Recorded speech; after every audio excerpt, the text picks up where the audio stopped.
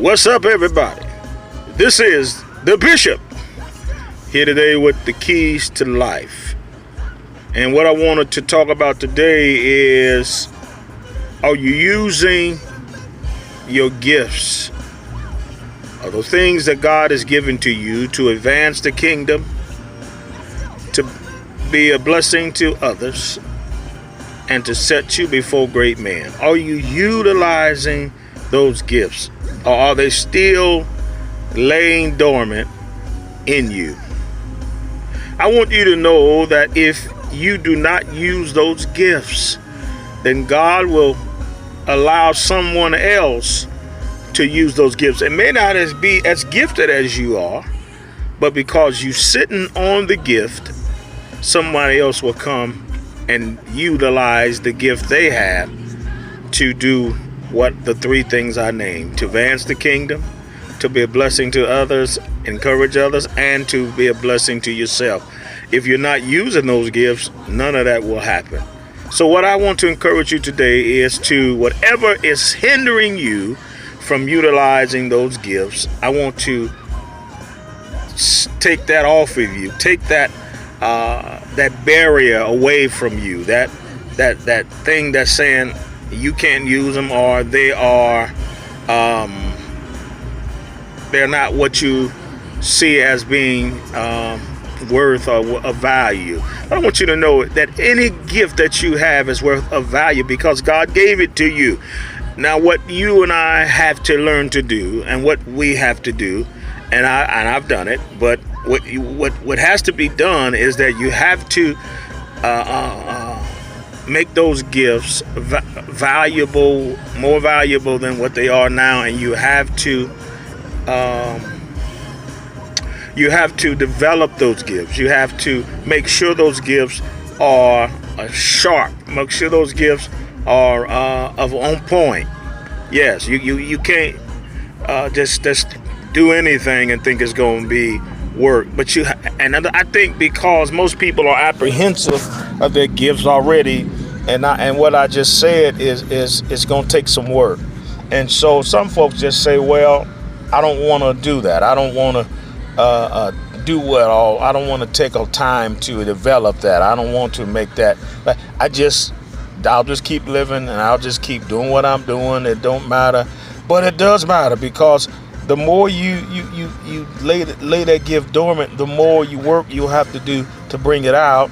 And then others who are not as gifted, or possibly as gifted as you are, God will use them, and they will take what they have and they will do great things.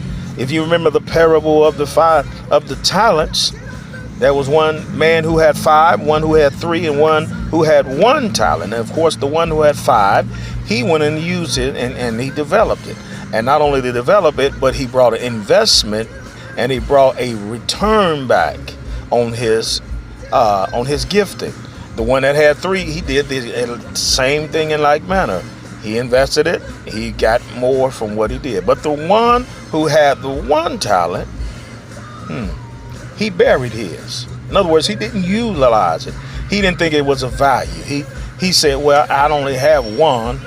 And instead of him using what he had, he looked at what others had, and he compared his gift to others. What you and I what we must remember is that we cannot compare the gifts that we have to what others have. That's a dangerous thing, because everybody's not gifted as well or as extensive as others, and everybody don't have the same gift. So we cannot just sit on it because we don't have what others have. We watch, sometimes we see others, and let me give you an example. We see people who are very gifted in like basketball. Let's say with Stephen Curry, very gifted. Some young person may see him and say, well, I don't have the gift that he has, and so therefore I'm not going to. I know I like basketball, I enjoy playing, but I don't have the same skill level that he has. So therefore they stop doing it based upon what they see him doing. Don't you realize that Steph Curry also, as a young man, watched other young people? Matter of fact, I think Michael Jordan was one of his influences. But that did not keep him from learning how to develop his gift at a greater capacity. What it did was it caused him to get deeper into learning more and to wanting to be better and to be wanting to become even better than Michael Jordan, or to become the best he could be in his gift of basketball. And so what we have to understand is, let what we do, let what gift we have, if we watch others, let that be an example of us going forward with the gift that we have. Let that be a catalyst to say, I need to do better. I want better. I'm going to push forward. I'm going to develop this gift. I'm going to be the best I can be with what I have.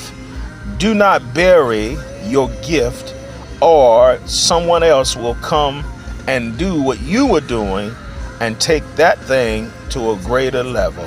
Now listen, let me say this. That's been a saying, and I've heard it so many times, and I refute it every time I hear it.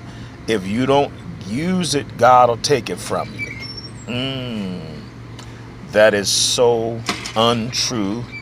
That is not what the scriptures teach.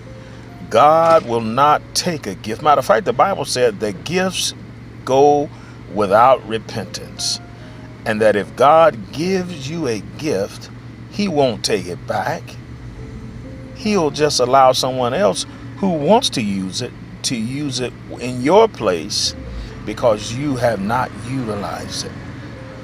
God won't take nothing from you that he gives you. God is not that type of God. He's not that. He's not like that. He's not like man, where he'll give you something, and after a while he'll say, I don't want it back.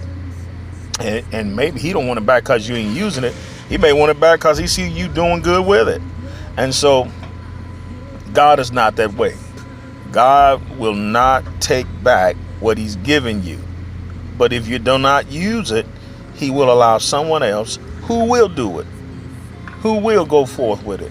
And they will use it, and they will do what God has told them to do, which really is what he told you to do.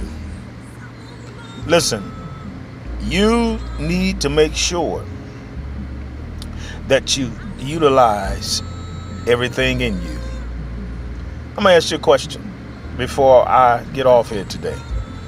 What is the richest place in the world? What is the richest place in the world? I want you to think about that. Think about it. I'll come back, and then I'll ask the question again. In your comments below, put down what's the richest place you think in the world. Listen, like, subscribe, comment, and share.